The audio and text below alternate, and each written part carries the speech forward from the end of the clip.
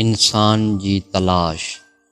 इंसान जे अंदरि हिकु अजीब ख़सूसियत आहे जेका ॿी कंहिं बि मख़लूक में कान्हे। उहा आहे लामतनाही तलाश जो जज़्बो।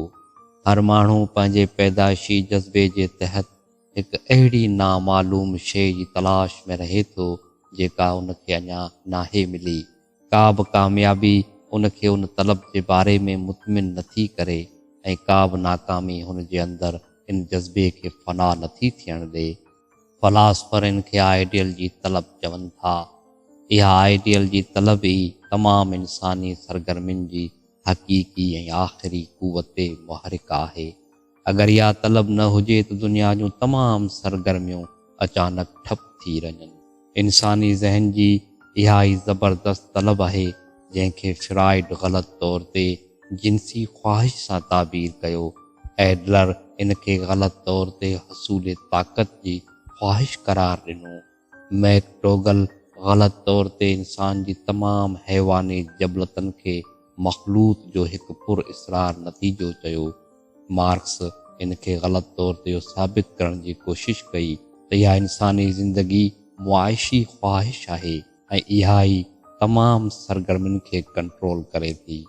पर इन्हनि सभिनी तोजीहनि खे ग़लति करार ॾियण लाइ इहो ई काफ़ी आहे त जिन माण्हुनि खे इहे शयूं पूरी तरह मिली बि वियूं पर हू पोइ बि मुतमिन न थी सघिया।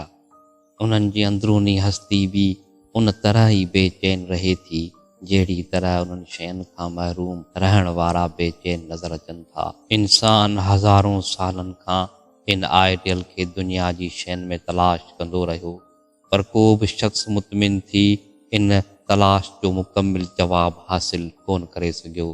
इन मामले में बादशाह या अमीर बि ओतिरो ई ग़ैर मुतमिन रहियो जेतिरो को बेज़ोर ऐं मुफ़लिस माण्हू।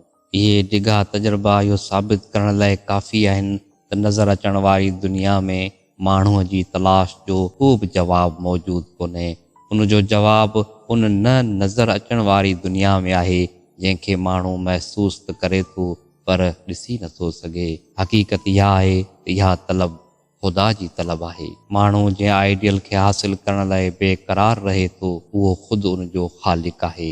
हर माण्हू जंहिं शइ जी तलाश में आहे उहा दरअसल उहो ख़ुदा आहे जेको हुन जी रूह में समायल आहे। हर माण्हू पंहिंजी फितरत जे तहत मुसलसिल ख़ुदा जी जुस्तजू में रहे थो।